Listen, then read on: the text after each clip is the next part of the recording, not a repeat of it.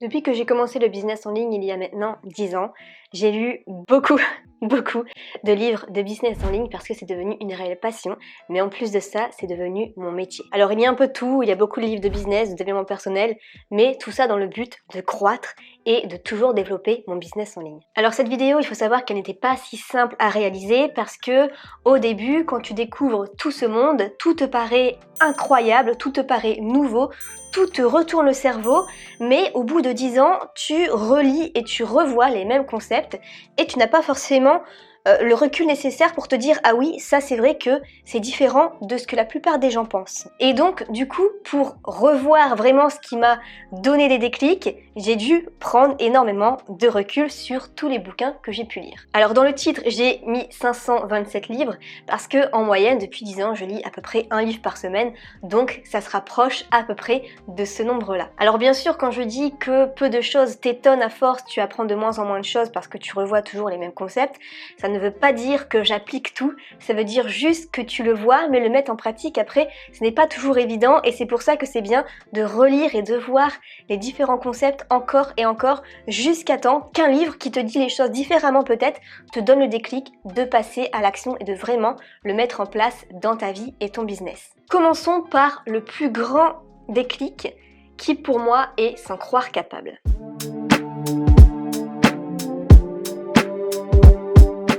Alors la première phrase notamment qui m'a bouleversée ou dont je ne comprenais pas, c'était cette phrase d'Henry Ford qui disait que tu crois en être capable ou non, dans les deux cas tu auras raison.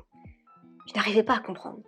Et en fait, ça vient du fait que si tu crois vraiment en toi, si tu crois vraiment en ton potentiel et que tu vas réussir ton business, tu vas y croire. Par contre, si tu as le moindre doute, si tu laisses tes peurs t'envahir, c'est mort, tu n'y arriveras pas.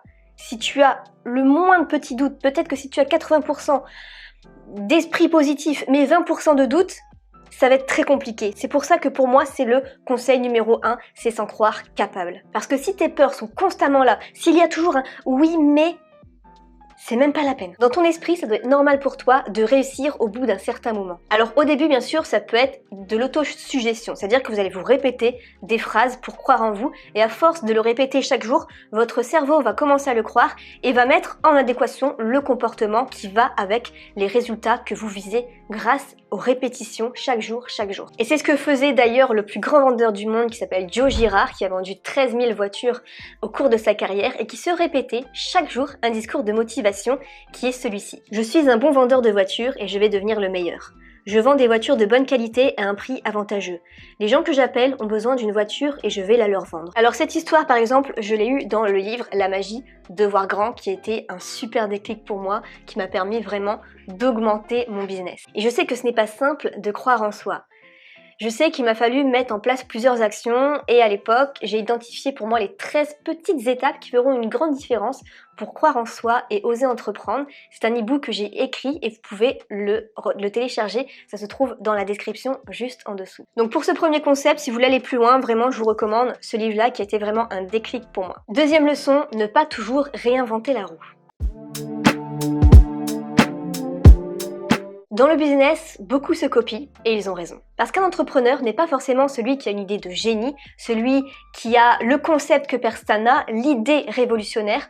C'est quelqu'un qui juste identifie un potentiel, un marché, quelque chose qui peut améliorer, qui prend en fait cette opportunité en main et qui la développe réellement. Et je n'ai rien inventé moi-même, j'ai juste recopié un business plan que d'autres faisaient, c'est-à-dire créer des vidéos YouTube pour attirer des clients et vendre des cours en ligne pour ceux qui veulent aller plus loin. Et c'est légitime de recopier une façon de faire et bien sûr votre personnalité rendra la chose unique. Bien sûr, on ne peut pas copier à 100%, mais s'inspirer vraiment des concepts qui fonctionnent. Et puis aujourd'hui, il faut dire que quasiment tout a été inventé. Il suffit juste de prendre quelque chose qui existe déjà et de l'améliorer. Si on prend par exemple les taxis, beaucoup se plaignaient que ça manquait vraiment d'organisation, on ne savait pas vraiment si on pouvait en prendre un à l'avance, enfin c'était assez compliqué, donc il y a eu l'application Uber pour répondre à cette problématique. Souvent il y a des problèmes dans un marché existant, vous prenez ce concept, vous résolvez les problèmes et ça vous donne quelque chose de nouveau qui fonctionne. La guerre des prix par exemple dans la décoration, dans tout ce qui est maison,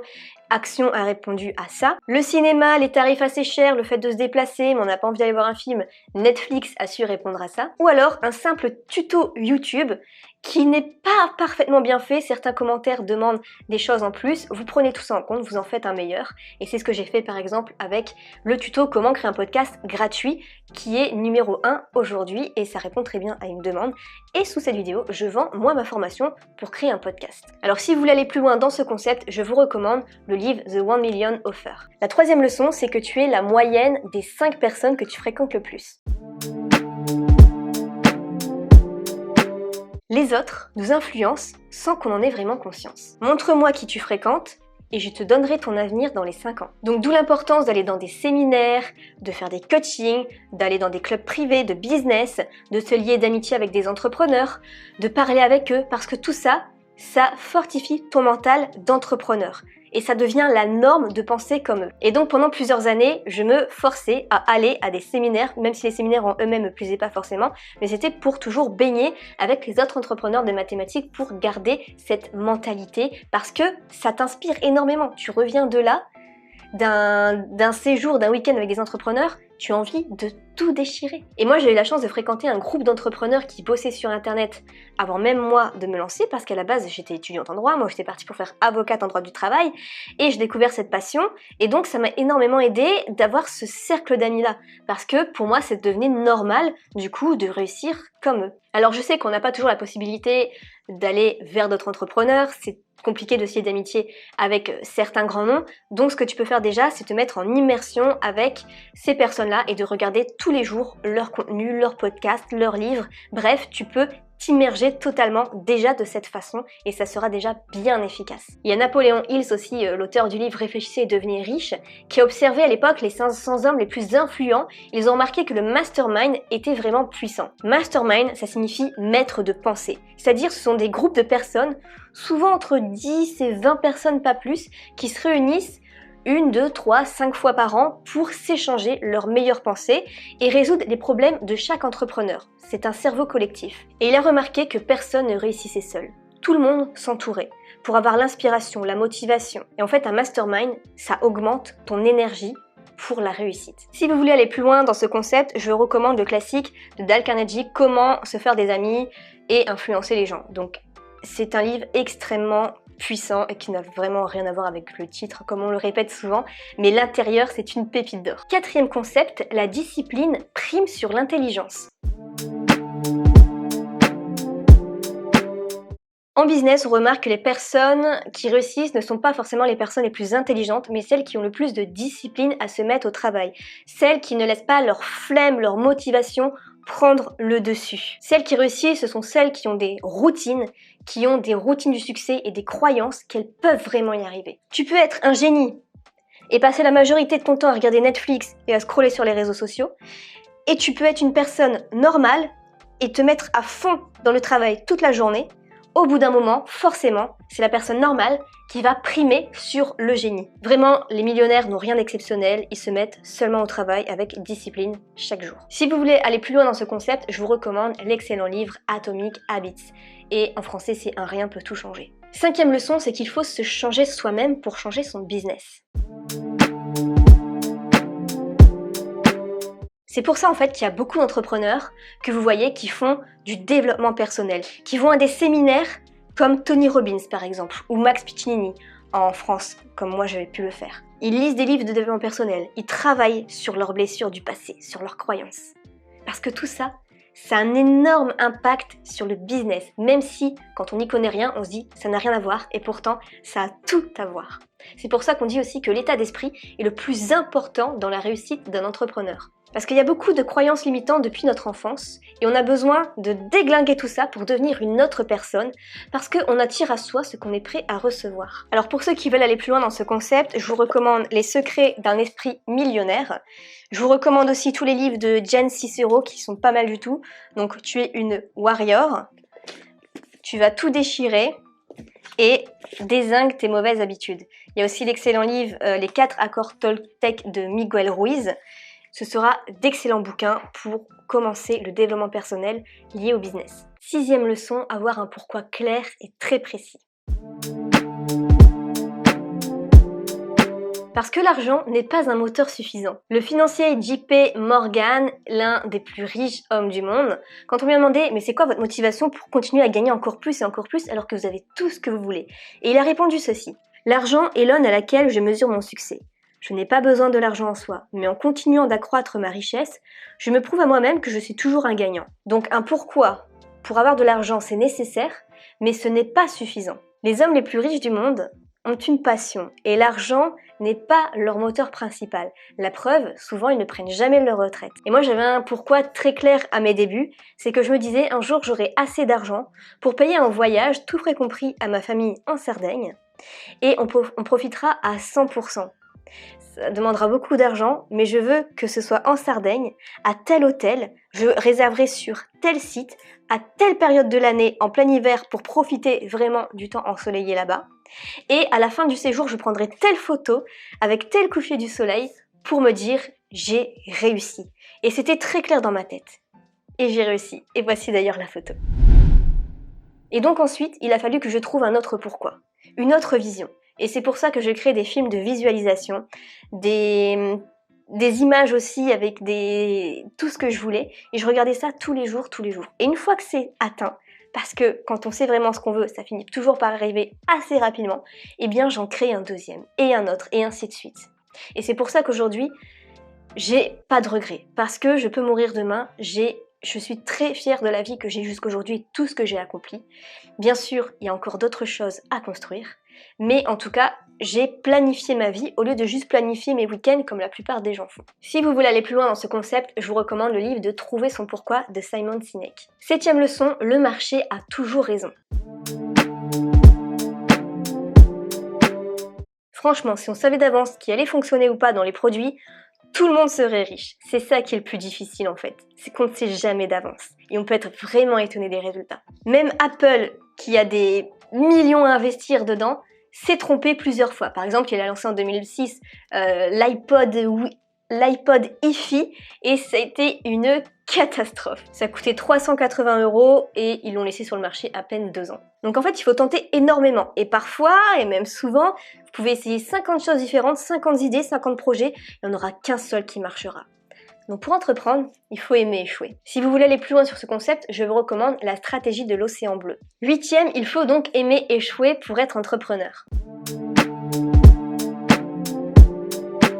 Et en fait, il faut avoir un moral d'acier. Thomas Edison est un excellent exemple puisqu'il a essayé entre 700 et 1000 fois d'inventer l'ampoule. Et Thomas Edison disait de lui-même que le génie, finalement, c'est juste 1% d'inspiration, mais 99% de transpiration. Il faut aimer l'échec, mais par contre, qu'est-ce que c'est bon quand on réussit. Et justement, l'entrepreneur n'a pas énormément d'ego puisqu'il se remet énormément en question pour réussir. Si vous voulez aller plus loin sur ce concept, je vous recommande Les secrets d'un esprit millionnaire. 9e leçon, se former parce que je ne sais pas ce que je ne sais pas.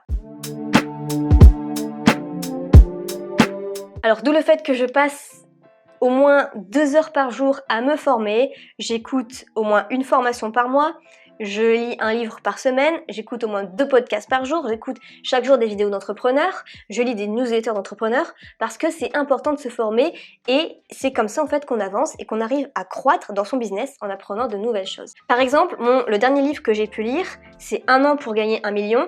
Ça m'a permis dedans d'avoir des déclics pour mettre plus en avant mon offre best-seller sur l'affiliation et passer du taux de conversion de 3% à 9%. Donc c'est-à-dire que au lieu d'avoir seulement 3 personnes sur 100 qui achètent, désormais j'ai 9 personnes sur 100 qui achètent.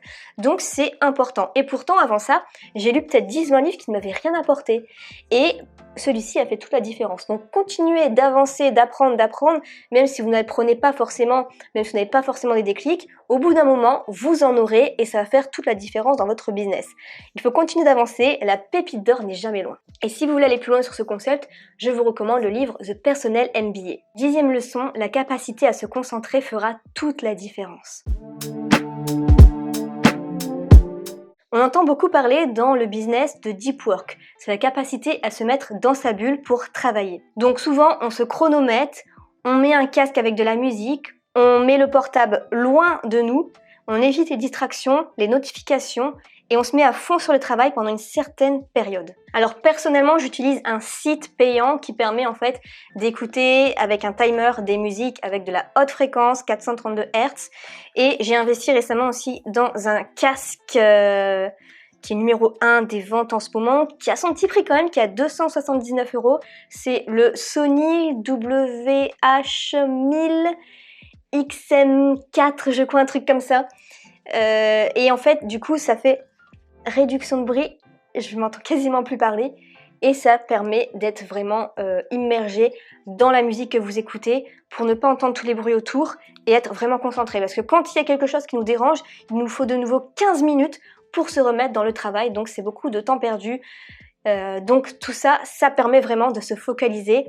Et depuis que je travaille comme ça en deep work, ça me permet de créer beaucoup plus, et surtout d'être dans le moment présent. J'ai même été plus loin en retirant de mon téléphone Instagram et Facebook, comme ça je perds moins de temps à m'ennuyer dessus et c'est plus de temps à me former et à travailler. Si vous voulez aller plus loin sur ce concept, je vous recommande le livre The One Thing.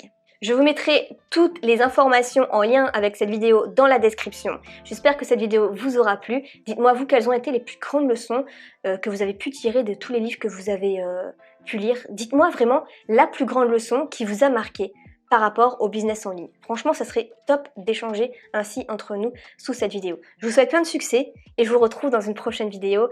Bonne année au passage 2023, à plus tard.